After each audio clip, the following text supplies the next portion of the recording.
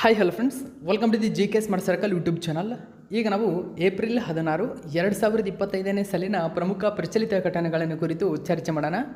ನಿಮಗೆಲ್ಲ ಗೊತ್ತಿರಲಿ, ಪ್ರತಿದಿನ ನಾನು ಕನ್ನಡದ ಪ್ರಜಾವಾಣಿ ಸೇರಿದಂತೆ ಕನ್ನಡದ ಇತರ ಎಲ್ಲ ನ್ಯೂಸ್ ಪೇಪರ್ಗಳು, ಇಂಗ್ಲೀಷ್ನ ದಿ ಹಿಂದೂ ಮತ್ತು ಇಂಗ್ಲೀಷ್ನ ಇತರ ಎಲ್ಲ ನ್ಯೂಸ್ ಪೇಪರ್ಗಳ ಜೊತೆಗೆ ಕೇಂದ್ರ ಸರ್ಕಾರ ಪ್ರತಿದಿನ ಅಪ್ಡೇಟ್ ಮಾಡ್ತಕ್ಕಂಥ PIB ನ್ಯೂಸ್ ಪೇಪರ್ಗಳ ಪ್ರಮುಖ ಪ್ರಚಲಿತ ಘಟನೆಗಳನ್ನು ನಿಮ್ಮ ಮುಂದೆ ತರ್ತಾ ಇರ್ತೀನಿ. ಹಾಗಾದರೆ ಇವತ್ತಿನ ಕ್ವಶ್ಚನ್ ನಂಬರ್ 1 ಏನಿದೆ ಅಂತ ನೋಡೋಣ ಬನ್ನಿ. ಗಮನಿಸಿ, ಭೂ ದಾಖಲೆಗಳ ನಿರ್ವಹಣೆಗಾಗಿ ಇತ್ತೀಚೆಗೆ ಕೆಳಗಿನ ಯಾವ ರಾಜ್ಯ ಸರ್ಕಾರವು ಭೂ ಭಾರತಿ ಪೋರ್ಟಲ್ ಅನ್ನು ಪ್ರಾರಂಭಿಸಿದೆ? ನೋಡಿ, ಭೂ ಭಾರತಿ ಪೋರ್ಟಲ್ ಸರಿಯಾಗಿರ್ತಕ್ಕಂಥ ಉತ್ತರ ತೆಲಂಗಾಣ ಸರ್ಕಾರ. ಸೊ ಆಪ್ಷನ್ ನಂಬರ್ 2 ಸರಿಯಾಗಿದೆ. ಗಮನಿಸಬಹುದು, Telangana CM launched Bhu Bharati portal to insure land security. ನೋಡಿ, ಲ್ಯಾಂಡ್ ಸೆಕ್ಯೂರಿಟಿಗಾಗಿ ಮತ್ತು ಟ್ರಾನ್ಸ್ಪರೆನ್ಸಿಗಾಗಿ ಇದನ್ನು ಜಾರಿಗೆ ತಂದಿದೆ. ಸೊ ಡೀಟೇಲ್ಸನ್ನು ಗಮನಿಸಬಹುದು. ಭೂ ದಾಖಲೆಗಳ ನಿರ್ವಹಣೆಯನ್ನು ಸರಳ, ಪಾರದರ್ಶಕ ಮತ್ತು ಸಾರ್ವಜನಿಕರಿಗೆ ಸುಲಭವಾಗಿಸಲು ತೆಲಂಗಾಣ ಸರ್ಕಾರವು ಭೂ ಭಾರತಿ ಪೋರ್ಟಲನ್ನು ಪ್ರಾರಂಭಿಸಿದೆ. ಡಾಕ್ಟರ್ ಭೀಮರಾವ್ ಅಂಬೇಡ್ಕರ್ ಅವರ 135ನೇ ಜನ್ಮ ದಿನಾಚರಣೆಯ ಸಂದರ್ಭದಲ್ಲಿ ಮುಖ್ಯಮಂತ್ರಿಗಳಾಗಿರ್ತಕ್ಕಂಥ ರೇವಂತ್ ರೆಡ್ಡಿ ಈ ಪೋರ್ಟಲನ್ನು ಉದ್ಘಾಟಿಸಿದರು.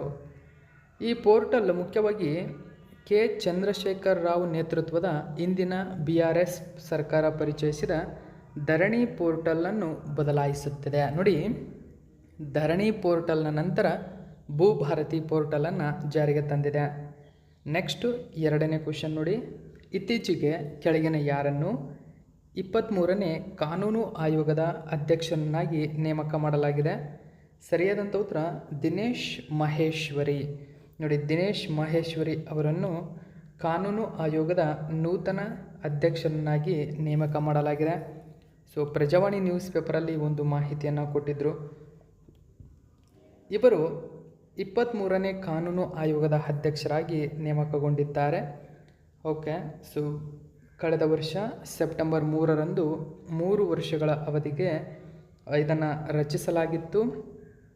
ವಕೀಲರಾಗಿರ್ತಕ್ಕಂಥ ಹಿತೇಶ್ ಜೈನ್ ಮತ್ತು ಪ್ರೊಫೆಸರ್ DP ವರ್ಮಾ ಅವರನ್ನು ಇದರ ಪೂರ್ಣಾವಧಿ ಸದಸ್ಯರನ್ನಾಗಿ ನೇಮಿಸಲಾಗಿದೆ.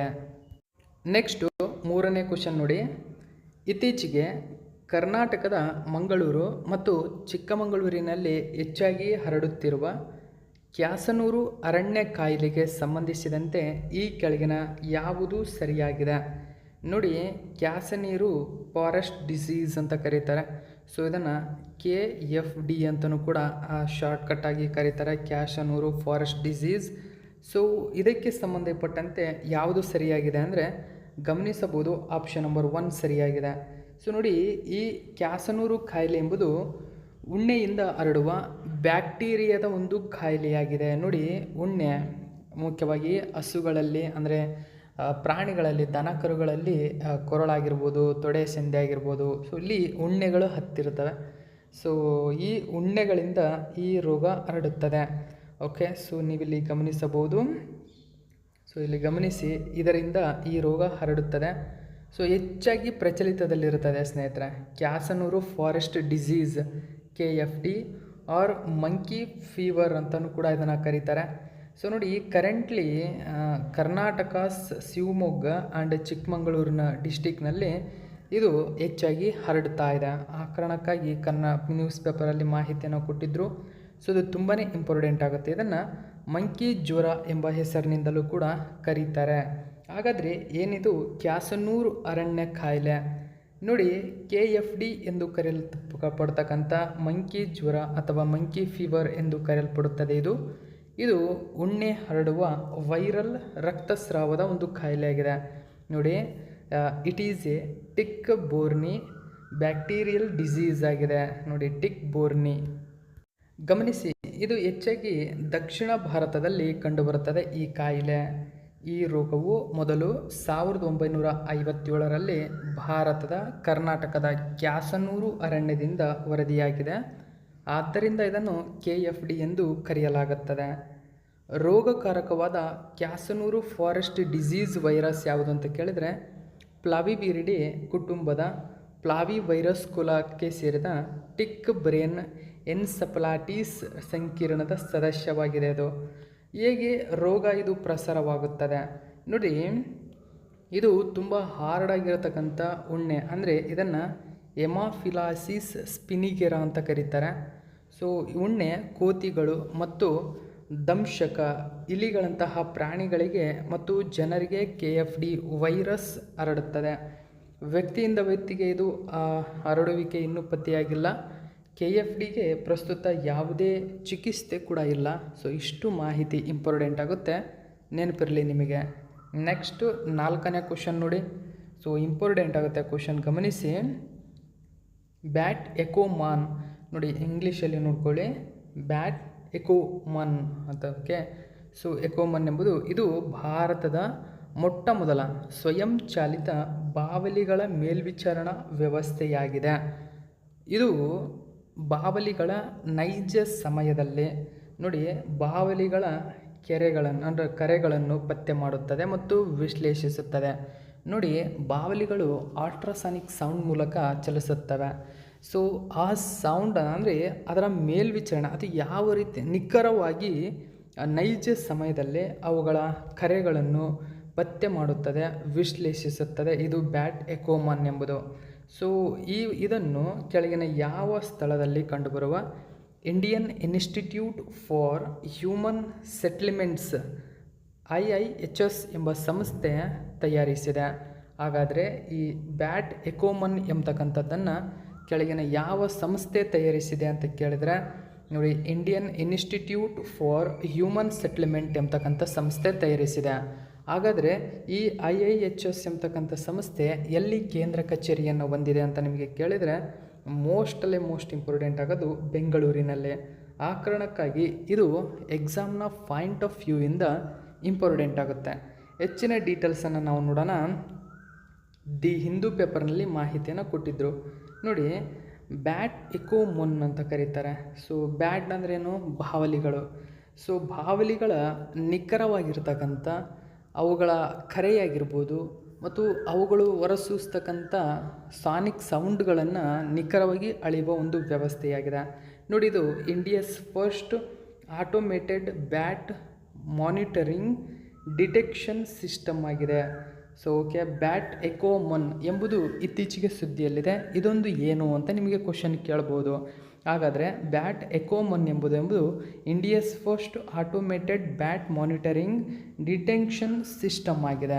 ಓಕೆ, ಬಾವಲಿಗಳ ನಿಖರವಾಗಿರ್ತಕ್ಕಂಥ ಮುಖ್ಯವಾಗಿ ನೋಡಿ ಗಮನಿಸ್ಬೋದು, ಆಟೋಮೆಟಿಕ್ ಆಗಿ ಇದು ಮಾನಿಟರ್ ಮಾಡುತ್ತದೆ, ಡಿಟೆಕ್ಷನ್ ಮಾಡುತ್ತದೆ. ಓಕೆ, ಸೊ ಈ ಒಂದು ಮಾಹಿತಿ ನ್ಯೂಸ್ ಪೇಪರಲ್ಲಿ ಕೊಟ್ಟಿದ್ದರು, ಗಮನಿಸಿ. ಇದು ಬೆಂಗಳೂರಿನ IIHS ಎಂಬತಕ್ಕಂಥ ಸಂಸ್ಥೆ ಇದನ್ನು ತಯಾರಿಸಿದೆ. ಹಾಗಾದರೆ ಏನಿದು ಬ್ಯಾಟ್ ಎಕೋಮನ್? ಓಕೆ, ಸೊ ಬ್ಯಾಟ್ ಎಕೋಮನ್ ಎಂಬುದು ಬ್ಯಾಟ್ ಎಕೋಲೇಷನ್ ಮಾನಿಟರಿಂಗ್ ಅಂತ ಕರೀತಾರೆ ನೋಡಿ. ಬ್ಯಾಟ್ ಎಕೋಮನ್ ಅಂದರೆ ಬ್ಯಾಟ್ ಎಕೋಲೇಷನ್ ಮಾನಿಟರಿಂಗ್ ಎಂಬ ಸಂಪೂರ್ಣ ಅರ್ಥವನ್ನು ಕೊಡುತ್ತದೆ. ಹಾಗಾದರೆ ಪೂರ್ಣ ಪ್ರಮಾಣದ ಅರ್ಥ ಬ್ಯಾಟ್ ಎಕೋಮನ್ ಅಂದರೆ ಬ್ಯಾಟ್ ಎಕೋಲೇಷನ್ ಮಾನಿಟರಿಂಗ್. ಇದು ಭಾರತದ ಮೊಟ್ಟ ಮೊದಲ ಸ್ವಯಂಚಾಲಿತ ಮತ್ತು ನೈಜ ಸಮಯದ ಬ್ಯಾಟ್ ಮಾನಿಟರಿಂಗ್ ಮತ್ತು ಪತ್ತೆ ವ್ಯವಸ್ಥೆಯಾಗಿದೆ.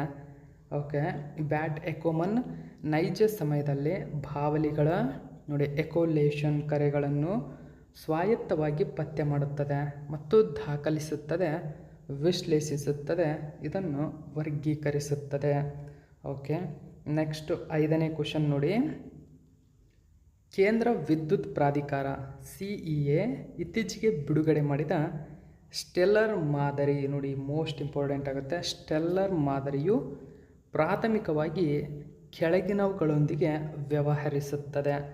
ಹಾಗಾದರೆ ಯಾವುದು ಅಂದಿಗೆ ಈ ಸ್ಟೆಲ್ಲರ್ ಮೆಥಡ್ ವ್ಯವಹರಿಸುತ್ತದೆ ಅಂದರೆ ಆಪ್ಷನ್ ನಂಬರ್ 2 ನೋಡಿ. ಇದು ಬೇಡಿಕೆಗೆ ಅನುಗುಣವಾಗಿ, ಅಂದರೆ ನಮಗೆ ವಿದ್ಯುತ್ಗೆ ಸಂಬಂಧಪಟ್ಟಂತೆ ಬೇಡಿಕೆಗೆ ಅನುಗುಣವಾಗಿ ಸಮಗ್ರವಾಗಿ ಉತ್ಪಾದನೆ ಮಾಡುವುದು ಮತ್ತು ಪ್ರಸರಣ ಮಾಡುವಿಕೆಯಾಗಿರ್ಬೋದು, ಜೊತೆಗೆ ಅದರ ಸಂಗ್ರಹಣೆಯನ್ನು ನಿಖರವಾಗಿ ನಿಯೋಜಿಸುವ ಒಂದು ವ್ಯವಸ್ಥೆಯಾಗಿದೆ.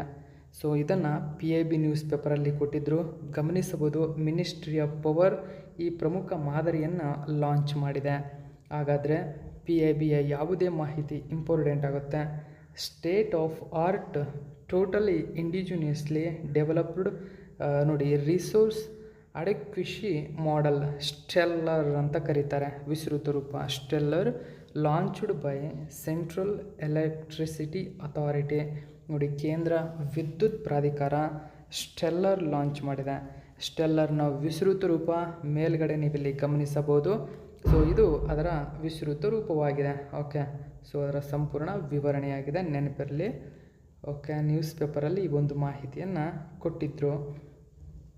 ನೋಡಿ, ಇದು ಬೇಡಿಕೆಯ ಪ್ರತಿಕ್ರಿಯೆಯೊಂದಿಗೆ ಸಮಗ್ರ ಉತ್ಪಾದನೆ, ಪ್ರಸರಣೆ, ಸಂಗ್ರಹಣೆ, ವಿಸ್ತರಣಾ ಯೋಜನೆಗಾಗಿ ಸುಧಾರಿತ ಸ್ಥಳೀಯವಾಗಿ ಅಭಿವೃದ್ಧಿಪಡಿಸಿದ ಸಾಫ್ಟ್ವೇರ್ ಸಾಧನವಾಗಿದೆ.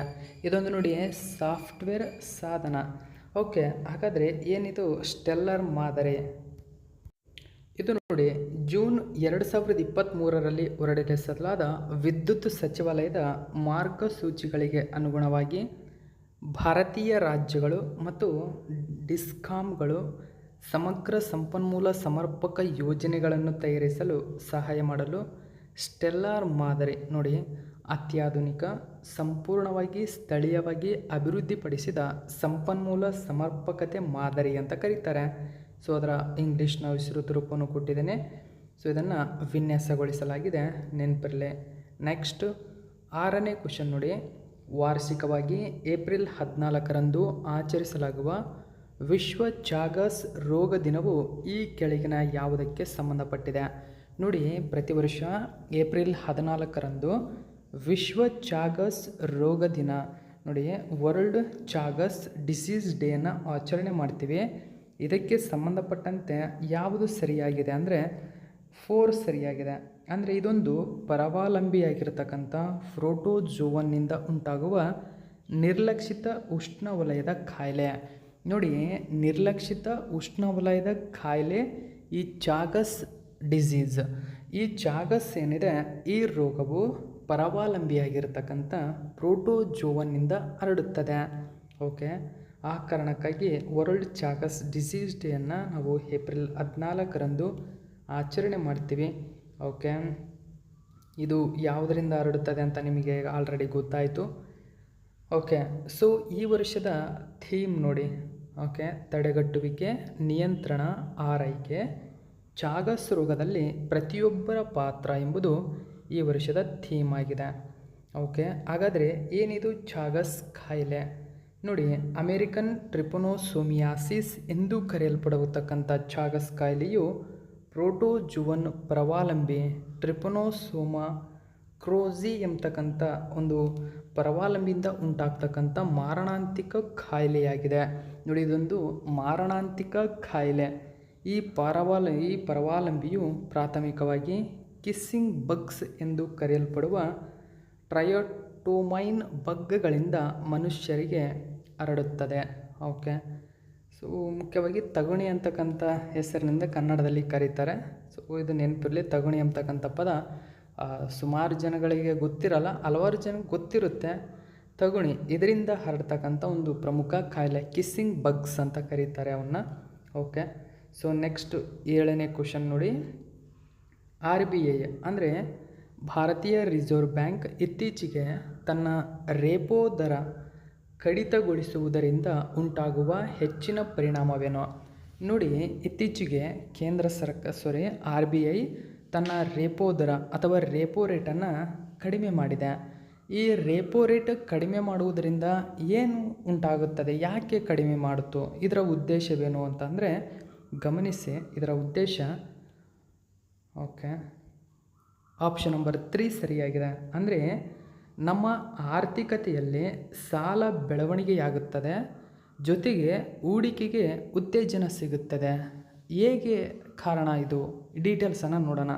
ನೋಡಿ, ರೇಪೋ ರೇಟ್ ಕಡಿಮೆ ಮಾಡಿದೆ, ಇದು ಏಕೆ, ಯಾವುದ್ರ ಮೇಲೆ ಇಂಪ್ಯಾಕ್ಟ್ ಬೀಳುತ್ತದೆ ಅಂದರೆ ಆರ್ಥಿಕತೆಯಲ್ಲಿ ಸಾಲ ಬೆಳವಣಿಗೆಯಾಗುತ್ತೆ, ಹೂಡಿಕೆ ಉತ್ತೇಜನ ಆಗುತ್ತೆ. ಓಕೆ, ಸೊ ಆಲ್ರೆಡಿ ಇದ್ರ ಬಗ್ಗೆ ಗೊತ್ತಿದೆ ನಿಮಗೆ. ನೋಡಿ, RBI ತಮ್ಮ ರೇಪೋ ದರವನ್ನು 25 ಬೇಸಿಸ್ ಪಾಯಿಂಟ್ಗಳಿಂದ 6%ಕ್ಕೆ ಇಳಿಸಿದೆ. ಹಾಗಾದರೆ ಏನಿದು ರೇಪೋ ದರ?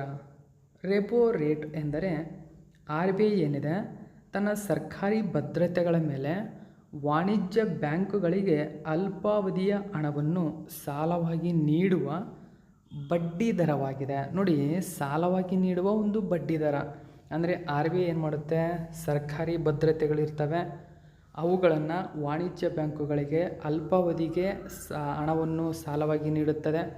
ಆ ನೀಡಿರ್ತಕ್ಕಂಥ ಸಾಲಕ್ಕೆ ಬಡ್ಡಿ ದರವೇ ರೇಪೋ ದರ. ಸೊ ಇದು ದ್ರವ್ಯತೆಯನ್ನು ನಿಯಂತ್ರಿಸುತ್ತದೆ, ಹಣದುಬ್ಬರವನ್ನು ನಿಯಂತ್ರಿಸುತ್ತದೆ, ಒಟ್ಟಾರೆ ಆರ್ಥಿಕ ಚಟುವಟಿಕೆಯ ಮೇಲೆ ಪ್ರಭಾವ ಬೀರಲು ಆರ್ ಬಿ ಐಗೆ ಪ್ರಾಥಮಿಕವಾಗಿ ಸಾಧನ ಎಂಬುದು ರೇಪೋ ದರ. ಸೊ ಇಷ್ಟು ಮಾಹಿತಿ ನೋಡಿ, ಆಲ್ರೆಡಿ ರೇಪೋ ದರದಿಂದ ಏನೆಲ್ಲ ಬದಲಾವಣೆ ಆಗುತ್ತದೆ ಅಂತ ನಿಮಗೆ ಗೊತ್ತಾಯಿತು.